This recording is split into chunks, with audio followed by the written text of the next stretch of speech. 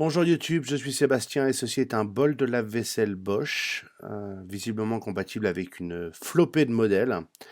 Et ce que je vous montre là, c'est le joint qui parfois se mettra à fuir, hein, c'est pas un problème nouveau, causant l'erreur 15 puisqu'il détectera de l'eau au fond de la machine.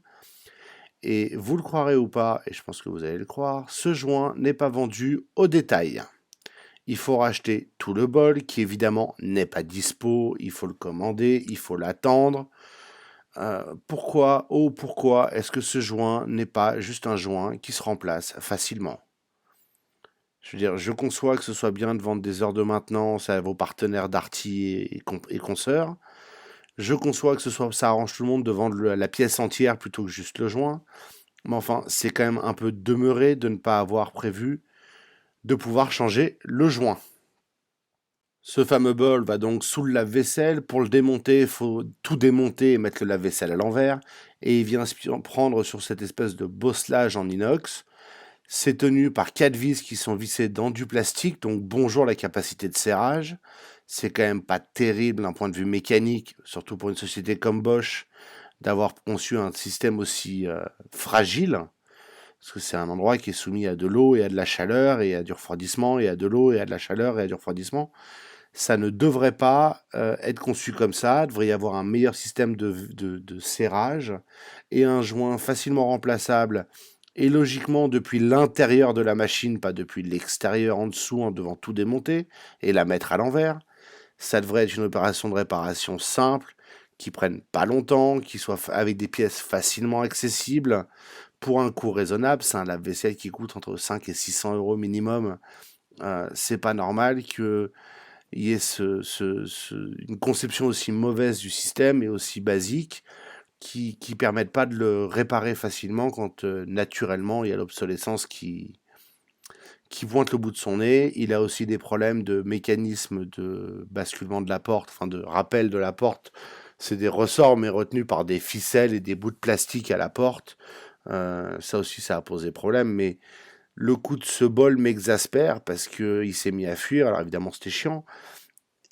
Et tout ça parce que ça a pris du jeu et qu'avec le temps, ça s'est légèrement desserré parce que le plastique a travaillé là où c'est vissé et que le joint s'est un peu tassé et du coup ça s'est mis à fuir. La crasse des lavages et le tartre et le calcaire ont fini par créer des voies entre le joint et l'inox de la machine. Et naturellement, à ce moment-là, ça se met à fuir, ça gonfle tout le monde. J'adore Bosch, j'ai un profond respect pour cette entreprise qui a inventé un certain nombre de choses et j'adore leurs outils, même s'ils sont pas parfaits. J'ai des pièces sur les voitures que j'utilise, enfin bref. C'est une bonne marque, mais là, sur le coup du lave-vaisselle, c'est un petit peu léger, les gars.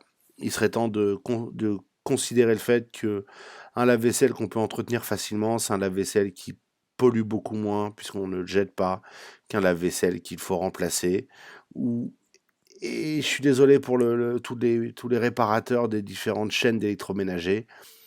J'achète pas un lave-vaisselle à ce prix-là pour le plaisir de leur faire réparer le lave-vaisselle tous les ans ou tous les 2 ans pour la petite panne du moment. C'est pas comme ça que ça devrait marcher. Et pour en finir avec ce coup de gueule, voici à quoi ça ressemble quand c'est remonté, hein.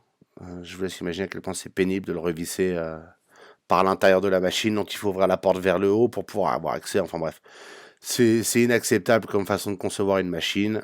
Dans l'absolu, elle est bien, mais ça, c'est pas acceptable. Évidemment, comme vous vous en doutez, j'ai nettoyé les joints, j'ai resserré pour que ça soit plus étanche, et puis surtout, j'ai débranché le capteur d'humidité en dessous pour que ça fonctionne. Le temps de recevoir un bol et de retourner chez ma mère changer son bol de lave-vaisselle qu'elle a payé une fortune pour rien. Merci Bosch. Et merci d'avoir suivi cette vidéo. J'espère qu'elle vous aura intéressé ou interpellé. Si c'est le cas, pensez à la liker et à vous abonner. Et puis, si vous avez des questions, des remarques, les commentaires sont là pour ça.